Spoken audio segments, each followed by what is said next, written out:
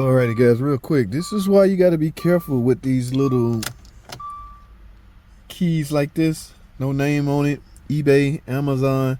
Alright, yeah, sometimes they will render your car useless. Alright, for instance, you put the key in there, it's supposed to turn.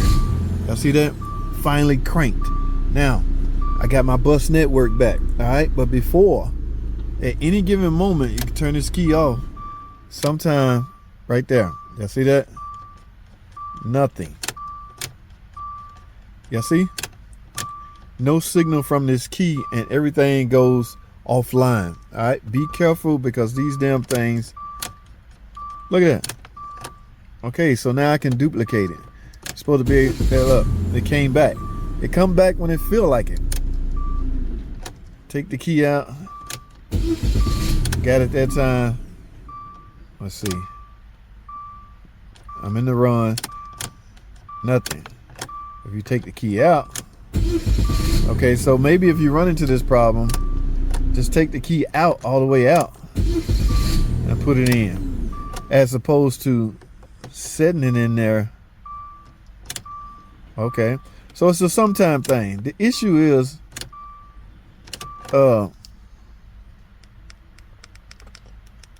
I'm not even getting remote functions.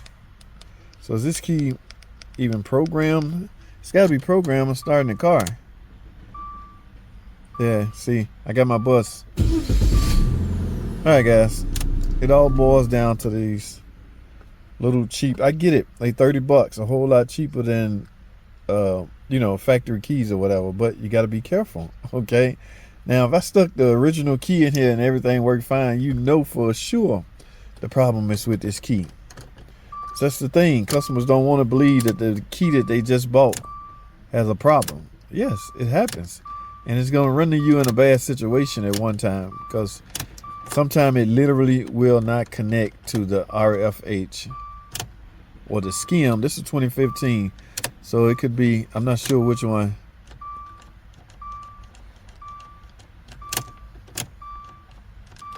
Take it all the way out and then, so do this, just take it all the way out if you get to that problem. Yeah, it's dead right now. Nothing. Nothing. Nothing. If I take it out and go back in, yeah, just take it out and take it back in, or put it back in, guys. You shouldn't have to do all that. So moral of the story is you need a freaking key. All right, I gotta go. Alrighty guys, y'all see that trail? Yeah, that is the one I just brought in. So there's definitely a coolant leak. She had it towed in. She didn't want to risk driving it to work. That's a little 4-cylinder. The main problem we have is this side housing right here leaking, but I don't see coolant on top of the transmission like I would normally. I know this setup right here kind of funky. All right, yes, she's, oh, I see smoke back here, guys. Okay, now we on to something. Uh-oh, we got a lot of plastic going on back here. What do we got heater hoses, rubber right here. We got, found it. Wait a minute. What the hell? So did it break? Yep. Oh my goodness. Yeah, the plastic tee. It looks still, oh look, it's coming apart. It's so freaking brittle. Oh my goodness, guys. Now, mind you guys, this is a high mileage car. I know y'all gonna be in the comments saying, you already use plastic, use aluminum dermot. You might have a point on this one.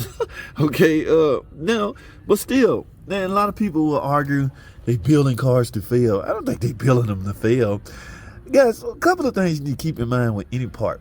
All right, there's a failure point to any part on your car.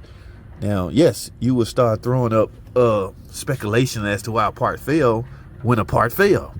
That's the only time you're going to discuss when parts or why parts fail is when a part fail that you're dealing with. And I might be on your side a little bit. I don't really think this should have been plastic, but manufacturers now, like, and I preach maintenance a lot. So will maintenance have prevented this? What I mean by maintenance related to this is like coolant flush. Will new coolant, like, it's not really low, like, have they ever serviced a coolant system? You see where I'm going with this? Okay, because you can lose properties. The coolant has a lot of additives in it to help prevent rust and things like that. Okay, so if it's I don't know. This is what year is this? Depending on the year, if they have the 10-year or the 5-year coolant in it, that matters, guys, because you do have to change your coolant out, flush your coolant system periodically, you know, according to the manufacturer. Now, if you had been doing that, would this would have been prevented? It's hard to say. Yeah, it's extremely hard to say, but at any rate, I got to get it fixed. So let me give her an estimate on these hoses. I'm thinking I'm gonna get another plastic tee. I don't know, but we'll wait and find out. So that's all I have on this video, man. I found that coolant leak. I didn't even have to pressure test it. Easy peasy, baby. All right, I gotta go. Stay tuned.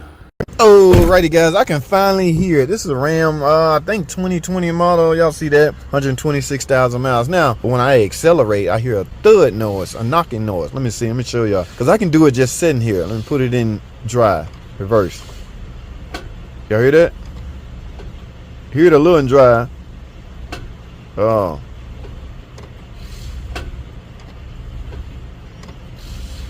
Wow, let me get this thing on the alignment rack so I can get a better view. As I got it up in the air, now let's see if we can hear it. Go ahead and do it.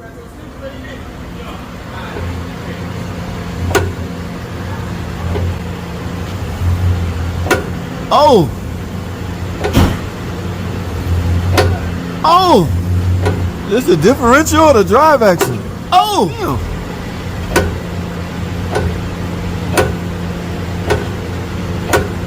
There may be some in the differential, man. I'm out of time. Y'all stay tuned.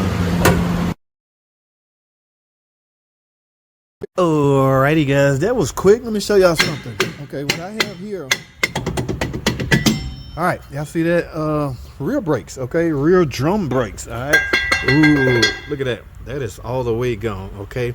Now, here's what I'm going to do. I wrote this up this morning, alright? They approved it, okay? Yes, I got rear brake shoes, guys. I don't know about, remember in the older days, they was called primary and secondary shoe. Okay, I'm assuming this is still the primary and this is still the secondary. And you can see more pad on this secondary shoe than you do. Ooh, the primary shoe is all the way gone. But I'm going to save this for my helper will be here tomorrow. As a CAP student, I think you go to school 2 days a week and you work in a dealership twice a week.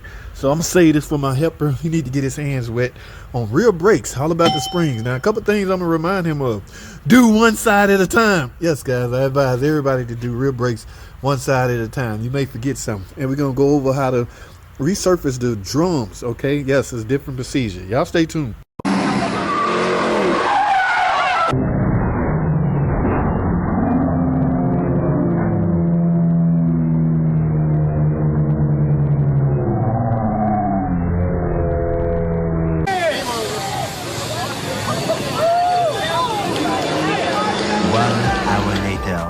More than burnouts.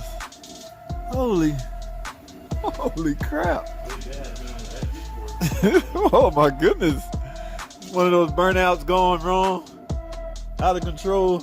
Burnout gone bad. It's not exactly total, guys, so it can be fixed with a few front end parts. But again, if you can't handle the power, don't punch it. Okay, it's as simple as that. I don't know what happened. This is a black Charger with a 392 in it. Now, I wonder what they build gonna cost.